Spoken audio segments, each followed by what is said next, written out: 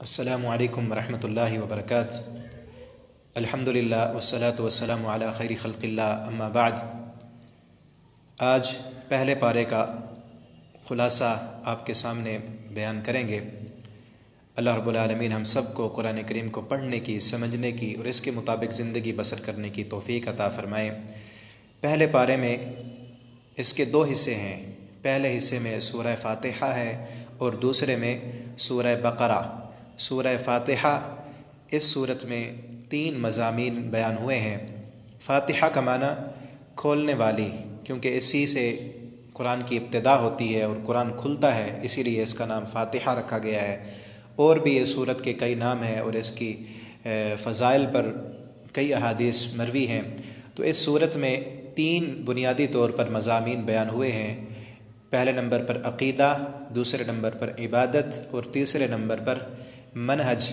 عقیدہ، اس میں توحید ہے۔ توحید کے 3 حصے ہیں: توحید الوہیت، توحید ربوبیت اور توحید اسماء و صفات۔ تو یہ تینوں توحید کی قسمیں اسی صورت کے اندر موجود ہیں۔ الحمدللہ رب العالمین، تو الحمدللہ اس میں تمام تعریفیں اللہ کے لیے ہیں۔ اس میں توحید الوہیت ہے کہ اللہ الہ، مشکل کشا، حاجت روا، بگڑی بنانے والا صرف اللہ ہے، اس کے علاوہ کوئی نہیں۔ رب العالمین، رب تمام جہانوں کا پالنے والا، پروردگار۔ اس میں توحید ربوبیت ہے، اور رب کا معنی یہ ہے کہ ایک شے کی مکمل تربیت کرنے والا، اس کو آگے لے کر جانے والا، اسے بڑھانے والا، اور جیسے جیسے وہ آگے بڑھتی جائے، آگے چلتی جائے، وقت کے مطابق اس کی ضروریات کو بھی پورا کرے، تو اسے رب کہتے ہیں۔ الحمدللہ رب العالمین، تمام تعریفیں اس رب کے لیے جو تمام جہانوں کا پروردگار، پالنہار ہے۔ آگے الرحمن الرحیم، رحمان بے حد مہربان اور نہایت رحم کرنے والا۔ اس میں توحید کی تیسری قسم توحید اسماء و صفات ہے۔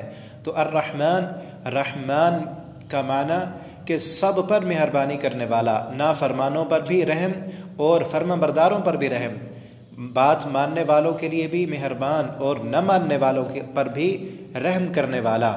اور الرحیم کی جو صفت ہے وہ صرف مومنین کے لیے خاص ہے۔ تو یہ پہلا مضمون عقیدہ توحید اسی صورت کے اندر موجود ہے، اور دوسرا مضمون اس صورت کے اندر جو بیان ہوا وہ عبادت ہے۔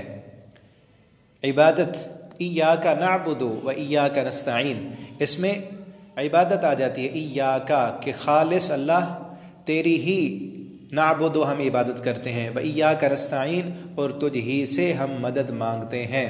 تو اس ایاک نعبد و ایاک نستعین میں 2 بیماریوں کا علاج بھی بتایا گیا ہے، جو انتہائی خطرناک بیماریاں ہیں۔ پہلی بیماری ریا کی ہے اور دوسری تکبر کی، کہ جس انسان میں ریا ہو اس کی بھی ساری نیکیاں ضائع ہیں، اور جس میں تکبر ہو اس کی بھی ساری نیکیاں ضائع ہیں۔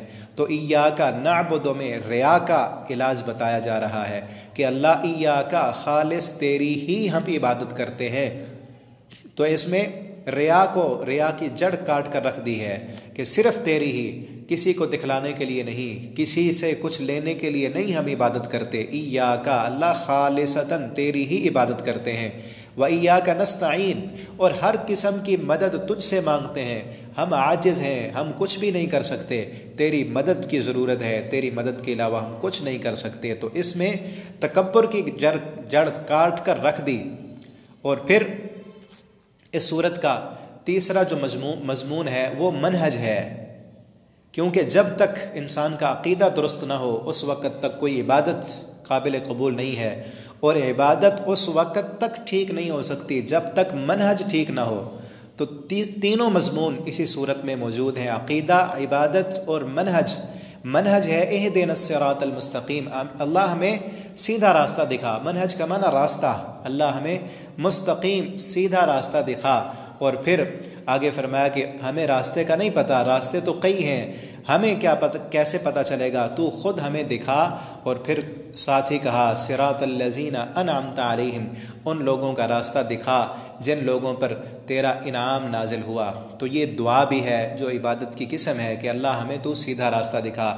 اور دعا کی تمام شرائط اس کے اندر موجود ہیں کہ انسان سب سے پہلے اللہ کی تعریف کرتا ہے۔ دعا کے یہ آداب ہیں کہ سب سے پہلے اللہ کی تعریف کی جائے، اللہ کی حمد و ثنا بیان کی جائے، اور پھر اللہ رب العالمین کو اللہ کے نیک ناموں کا وسیلہ دیا جائے، اسماء و صفات کا وسیلہ دیا جائے، اور پھر اللہ رب العالمین کو اپنی عبادت کا وسیلہ دیا جائے۔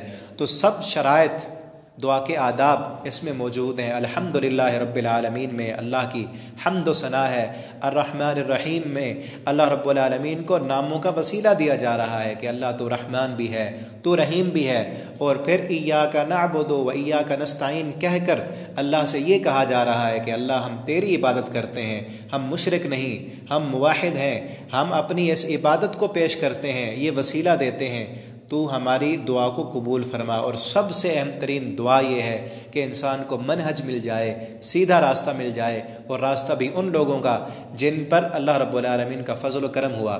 ایک حدیث میں آتا ہے کہ نبی کریم صلی اللہ علیہ وسلم فرماتے ہیں کہ سورہ فاتحہ جب بندہ پڑھتا ہے اللہ رب العالمین اس کا جواب دیتے ہیں، ہر آیت پر بندہ کہتے ہیں الحمدللہ رب العالمین، اللہ رب العالمین فرماتے ہیں حمدنی عبدی، میرے بندے نے میری تعریف کی ہے۔ بندہ کہتا ہے الرحمن الرحیم، اللہ رب العالمین فرماتے ہیں اثنا علی عبدی، بندہ کہتا ہے مالک یوم الدین، اللہ رب العالمین جواب دیتے ہیں مجدنی عبدی۔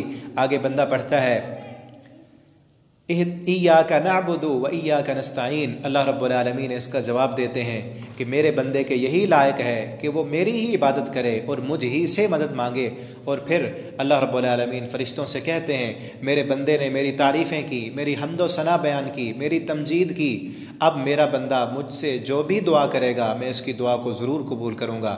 تو آگے بندہ کہتا ہے اہدنا الصراط المستقیم، اللہ تو مجھے سیدھا راستہ دکھا، راستہ بھی ان لوگوں کا جن پر تیرا انعام نازل ہوا، غیر المغضوب علیہم ولا الضالین، مغضوب علیہ کا راستہ بھی نہ دکھا اور گمراہ لوگوں کا راستہ بھی نہ دکھانا۔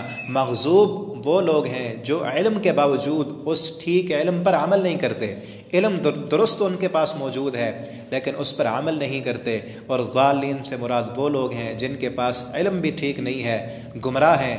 تو ان دونوں کا راستہ نہ دکھانا، ان لوگوں کا راستہ دکھا جن پر تیرا فضل اور کرم نازل ہوا، انعام نازل ہوا۔ تو جیسے ہی بندہ دعا کرتا ہے اللہ رب العالمین آگے یہ پورا قرآن بطور ہدایت کے دے دیتے ہیں کہ ذالک الکتاب لا ریب فیہ ھدی للمتقین، یہ ہے کتاب متقین کے لیے، یہ ہدایت ہے۔ تو اس صورت کا اس پارے کا ایک حصہ اس صورت میں ہے، وہ کمپلیٹ ہوا۔ اگلے حصے میں سورہ بقرہ ہے، اور اس سورہ بقرہ میں 5 مضامین ہیں، 5 مضامین۔ سب سے پہلا مضمون اس صورت میں انسانوں کی قسمیں بیان کی گئی ہیں۔ انسانوں کی 3 قسمیں ہیں، ایک پکے مومن، دوسرے نمبر پر پکے کافر، اور تیسرے نمبر پر درمیان میں منافق۔ ان تینوں قسم کے انسانوں کا ذکر کیا گیا ہے۔ پہلے نمبر پر مومنین کی 5 صفتیں بیان کی گئی ہیں کہ ایمان بالغیب رکھتے ہیں، اللہ کو بن دیکھے مانتے ہیں، جنت جہنم کو نہیں دیکھا اس پر ایمان رکھتے ہیں، اور یقیمون الصلاۃ نماز قائم کرتے ہیں، اور اللہ کے راستے میں خرچ کرتے ہیں، کتابوں پر ایمان لاتے ہیں، اور آخرت پر یقین رکھتے ہیں۔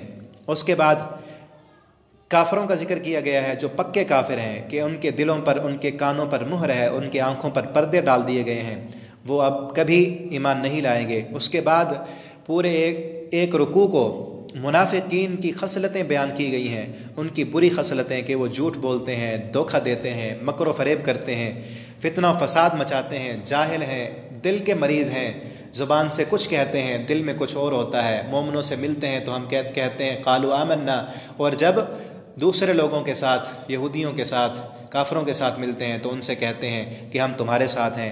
ان منافقین کی قسمیں بیان کی گئی ہیں۔ تو یہ 3 قسمیں انسانوں کی بیان اس لیے کی گئی ہیں کہ پکے مومن بن جائیں، اور اللہ تعالی ہم سب کو، سننے والوں کو پکا مومن بنا دے، وہ خوبیاں ہم میں پیدا فرمائے جو پکے مومنوں کی ہیں۔ اور پھر دوسرا مضمون اس صورت میں، اس پارے میں جو بیان ہوا ہے وہ قرآن کا معجزہ ہے، قرآن کا اعجاز کہ قرآن معجز کر دینے والی کتاب ہے، اور وہ اس سے شروع ہوا کہ یا ایھا الناس اعبدوا ربکم الذی خلقکم، اے سب انسانوں، سارے لوگوں، اعبدوا ربکم، اپنے پروردگار کی عبادت کرو جو تمہارا رب ہے، جس نے تمہیں پیدا کیا ہے۔ اور پھر اگر تمہیں شک ہے نا، تم اللہ کی عبادت نہیں کرتے، تمہیں یہ شک ہے کہ یہ قرآن اللہ کی کتاب نہیں ہے، تو پھر اللہ تعالیٰ فرماتے ہیں وَإِن كُنتُمْ فِي رَيْبٍ مِّمَّا نَزَّلْنَا عَلَىٰ عَبْدِنَا، اگر تم میری عبادت نہیں کرتے، تمہیں یہ شک ہے کہ محمد صلی اللہ علیہ وسلم پر جو قرآن نازل ہوا یہ اللہ کی طرف سے نہیں ہے، تو فَأْتُوا بِسُورَةٍ مِّن مِّثْلِهِ، تم بھی اس جیسی صورت بنا کر لاؤ، پیش کر دو، دکھا دو۔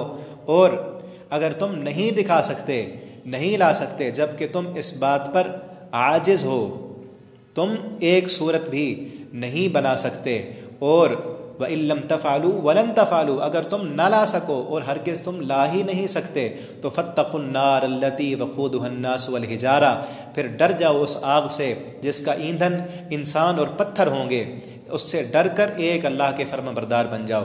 اس کے بعد تیسرا مضمون اس پارے میں جو بیان کیا گیا ہے وہ آدم علیہ السلام کی تخلیق کا واقعہ۔ اللہ رب العالمین نے آدم علیہ السلام کو بنایا اور آدم علیہ السلام کو علم دیا، اور فرشتوں نے عدم علم کا اقرار کیا، اور آدم علیہ السلام کو اللہ رب العالمین نے فرشتوں سے سجدہ کرایا، شیطان نے سجدہ کرنے سے انکار کر دیا تو وہ مردود ہوا۔ پھر اللہ رب العالمین نے آدم علیہ السلام کو اور حوا علیہ السلام کو جنت میں بھیجا، شیطان نے جا کر انہیں بہکایا۔ پھر اللہ رب العالمین نے آدم علیہ السلام کو زمین پر بھیج دیا۔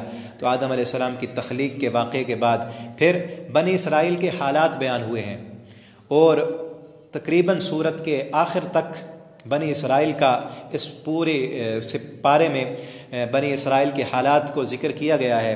اور اسرائیل حضرت ابراہیم علیہ السلام کے دو بیٹے تھے، حضرت اسماعیل علیہ السلام اور حضرت اسحاق علیہ السلام۔ حضرت اسحاق علیہ السلام کے بیٹے تھے حضرت یعقوب علیہ السلام، تو حضرت یعقوب علیہ السلام کا لقب تھا اسرائیل، تو ان کی اولاد کو بنی اسرائیل کہا جاتا ہے۔ اور اسی صورت میں اس پارے کے اندر 3 دفعہ یا بنی اسرائیل کہہ کر ان سے خطاب کیا گیا ہے، اور اس صورت کا نام جو سورہ بقرہ ہے وہ بھی اس بنی اسرائیل کے اندر ایک گائے کا دلچسپ واقعہ ہے، اسی وجہ سے اس صورت کا نام سورہ بقرہ رکھا گیا ہے۔ تو بنی اسرائیل کے حالات کو بڑی تفصیل کے ساتھ بیان کیا گیا ہے یہاں پر۔ فرمایا وَظَلَّلْنَا عَلَيْكُمُ الْغَمَامَ وَأَنزَلْنَا عَلَيْكُمُ الْمَنَّ وَالسَّلْوَىٰ، اللہ نے اپنی نعمتیں گنوائی ہیں کہ ہم نے تمہارے اوپر بادلوں کے سائے کیے، تمہارے اوپر من و سلوہ نازل کیا، اور تمہارے لیے کیا کچھ کیا۔ وَإِذْ أَنْجَيْنَاكُم مِّنْ آلِ فِرْعَوْنَ، تمہیں فرعون کی غلامی سے نجات دی۔ يُذَبِّحُونَ أَبْنَاءَكُمْ وَيَسْتَحْيُونَ نِسَاءَكُمْ، جو تمہارے عورتوں کو زندہ رکھتے تھے، تمہارے بیٹوں کو وہ قتل کر دیتے تھے، ہم نے تمہیں اس سے نجات دی۔ لیکن اللہ رب العالمین نے ان سارے واقعات میں یہ بیان فرمایا ہے کہ اللہ کی نعمتیں ہوئیں ان پر اللہ کا انعام ہوا، لیکن انہوں نے ہر موقع پر انبیاء کی مخالفت کی اور اپنی بے وقوفیاں ظاہر کیں۔ کبھی کہتے تھے کہ اے موسیٰ ربنا ارنا، ہمیں اپنے رب کو دکھا۔ وَإِذْ قَتَلْتُمْ لَن نُؤْمِنَ لَكَ وَإِذْ قُلْتُمْ يَا مُوسَىٰ لَن نُؤْمِنَ لَكَ حَتَّىٰ نَرَى اللَّهَ جَهْرًا، موسیٰ علیہ السلام سے کہتے ہیں موسیٰ ہم کبھی نہیں مانیں گے، کبھی ایمان نہیں لائیں گے، حَتَّىٰ نَرَى اللَّهَ جَهْرًا، یہاں تک کہ ہم اللہ کو سامنے دیکھیں گے اپنی آنکھوں کے ساتھ، یا ایسے تو پوری کتاب لے کر آ پھر ہم مانیں گے۔ اور کبھی کہتے یا موسیٰ لَن نَصْبِرَ عَلَىٰ طَعَامٍ وَاحِدٍ فَادْعُ لَنَا رَبَّكَ، اے موسیٰ ہم ایک کھانے پر ہم صبر نہیں کریں گے، تو اللہ سے کہے کہ وہ زمین سے ہمارے لیے اور چیزیں اگائے، جبکہ آسمان سے پکا پکایا کھانا ان کے پاس آتا تھا، لیکن انہوں نے نہیں مانا۔ تو یہ سارے حالات اس لیے بیان کیے گئے نبی کریم صلی اللہ علیہ وسلم پر کہ یہ بنی اسرائیل اللہ رب العالمین نے ان کی نسل میں نبوت کا سلسلہ جاری کیا تھا، لیکن ان کی بدعمالیوں اور ان کی نافرمانیوں کی وجہ سے وہ منصب نبوت اب اسحاق علیہ السلام کی اولاد سے نکال کر اسماعیل علیہ السلام کی اولاد میں اللہ رب العالمین نے وہ منصب منتقل کر دیا۔ اور ہمارے نبی صلی اللہ علیہ وسلم جو کہ حضرت اسماعیل علیہ السلام کی اولاد سے تھے، اللہ رب العالمین نے اب وہ منصب ان سے اس لیے چھینا کہ ان کے یہ کرتوت جو سارے اس صورت میں تفصیل کے ساتھ بیان ہوئے ہیں، اس وجہ سے ان سے وہ منصب چھین لیا گیا۔ اور اسی منصب کو آگے منتقل جب حضرت اسماعیل علیہ السلام کی اولاد میں ہوا وہ منصب، تو اللہ رب العالمین نے آگے ابراہیم علیہ السلام کا ذکر کرتے ہوئے فرمایا وَإِذْ يَرْفَعُ إِبْرَاهِيمُ الْقَوَاعِدَ مِنَ الْبَيْتِ وَإِسْمَاعِيل۔ تو آگے یہاں سے اس صورت کا، اس پارے کا چوتھا مضمون ذکر ہو رہا ہے کہ ابراہیم علیہ السلام کا قصہ ذکر کیا کہ جب ابراہیم علیہ السلام بیت اللہ کی بنیادوں کو کھڑا کر رہے تھے۔ بیت اللہ کا ذکر یہاں اس لیے کیا کیونکہ اگلے پارے میں، پارے کے شروع سے ہی تحویل قبلہ کے احکامات بیان ہوئے ہیں، تو اس پر یہودیوں کو اور عیسائیوں کو اعتراض ہو سکتا تھا کہ نبی کریم صلی اللہ علیہ وسلم نے اب قبلہ چینج کیوں کر لیا ہے۔ تو اس سے پہلے اس اعتراض کو حل کرنے کے لیے یہ بیان کر دیا کہ ابراہیم علیہ السلام جو تھے انہوں نے دراصل بیت اللہ کی بنیادوں کو کھڑا کیا تھا، اور ابراہیم علیہ السلام کا اصل قبلہ وہی تھا، اور بعد میں یہ قبلہ دیا گیا، اور تم سے اب قبلہ بھی وہ تبدیل کرا دیا گیا کہ وہ تمہارا جو منصب نبوت تھا وہ بھی ختم، اور جو تمہارا بنیاد تھا بیت المقدس قبلہ تھا وہ بھی اب ختم۔ اب منصب نبوت بھی اولاد اسماعیل علیہ السلام میں، اور قبلہ بھی اصل بیت اللہ کا، اس وجہ سے کہ تمہارے اندر اب خرابیاں تھیں، اور سب یہودیوں کے اندر جو خرابیاں تھیں وہ بیان کی گئی، اور امت محمدیہ کو اس سے بچنے کی تلقین کی گئی، اور ان یہودیوں سے یہ کہا گیا کہ تم جو ابراہیم علیہ السلام کو ماننے والے ہو اور بڑا یہ دعویٰ کرتے ہو کہ ہم ابراہیم علیہ السلام کی امت سے ہیں اور ہم ابراہیم علیہ السلام کی ملت اور طریقے پر ہیں، تو یہ کہا گیا کہ ابراہیم علیہ السلام تو پکے موحد تھے، اللہ رب العالمین کی عبادت کرنے والے تھے، اور یہاں تک بتایا گیا کہ ابراہیم علیہ السلام تو اس قدر موحد تھے کہ وَوَصَّى بِهَا إِبْرَاهِيمُ بَنِيهِ وَيَعْقُوبُ، ابراہیم علیہ السلام نے اپنی اولاد کو بھی توحید کی وصیت کی، اور خصوصاً حضرت یعقوب علیہ السلام اذ حضر یعقوب الموت، جب حضرت یعقوب علیہ السلام پر موت کا وقت آیا انہوں نے اپنے بیٹوں کو بلا کر کہا لِمَ تَعْبُدُونَ مِن بَعْدِي، اے میرے بیٹو میرے جانے کے بعد تم کس کی عبادت کرو گے؟ تو سب نے کہا قَالُوا نَعْبُدُ آبَاءَكَ، ہم عبادت کریں گے الہ کا و الہ آبائکا، آپ کے الہ کی اور آپ کے آباء و اجداد کا جو ایک الہ، الہًا واحدہ، ایک ہی الہ ہے۔ تو یہ کہا جا رہا ہے کہ تم اگر کہتے ہو کہ ہم ابراہیم علیہ السلام کی ملت کے پیروکار ہیں، تو ابراہیم علیہ السلام تو پکے موحد تھے، ایک الہ کی عبادت کرنے والے تھے، تم نے کیوں اپنے دوسرے معبود اور مشکل کشا بنائے ہیں؟ تو یہاں تک ان 5 مضامین کا اختتام ہوتا ہے۔ اس پارے میں 2 حصے، ایک حصے میں سورہ فاتحہ، اس کے اندر 3 مضمون توحید، عبادت اور منہج، اور دوسرے حصے میں سورہ بقرہ، اور سورہ بقرہ کے اندر 5 مضامین۔ پہلا مضمون انسانوں کی قسمیں بیان کی گئیں، دوسرے مضمون میں قرآن کے اعجاز کا دعویٰ کیا گیا کہ ایک اللہ کی عبادت کرو۔ اگر تم یہ دعویٰ ہے ہمارا کہ تم یہ کہتے ہو کہ یہ قرآن محمد صلی اللہ علیہ وسلم اپنی طرف سے بناتے ہیں، تو ایک آیت تو بنا کر دکھاؤ، اگر نہیں بنا سکتے تو فاتقوا النار، آگ سے ڈر جاؤ، اور یہ قرآن رہتی دنیا تک یہ معجزہ ہے۔ اور تیسرا مضمون اس میں آدم علیہ السلام کی تخلیق کا واقعہ بیان کیا گیا، اور چوتھے مضمون میں جو کہ اس صورت کا بنیادی اور بڑا اس پارے کا بڑا لمبا مضمون ہے، اس میں بنی اسرائیل کے حالات ذکر کیے گئے، اور ان کی بدعمالیوں کی وجہ سے جو قبلہ تبدیل ہوا، اس سے پہلے یہ بتا دیا گیا کہ ابراہیم علیہ السلام موحد تھے، ایک اللہ کی عبادت کرنے والے تھے، تم تو موحد نہیں ہو، ایک اللہ کی عبادت کرنے والے نہیں۔ اور یہیں سے پارے کا اختتام ہوتا ہے۔ اللہ رب العالمین سے دعا ہے اللہ تعالی ہم سب کو قرآن کریم کو سمجھنے کی، اسے سیکھنے کی، پڑھنے کی توفیق عطا فرما دیں، اور اس قرآن کو قیامت کے دن ہم سب کے لیے سفارش کا ذریعہ بنا دیں۔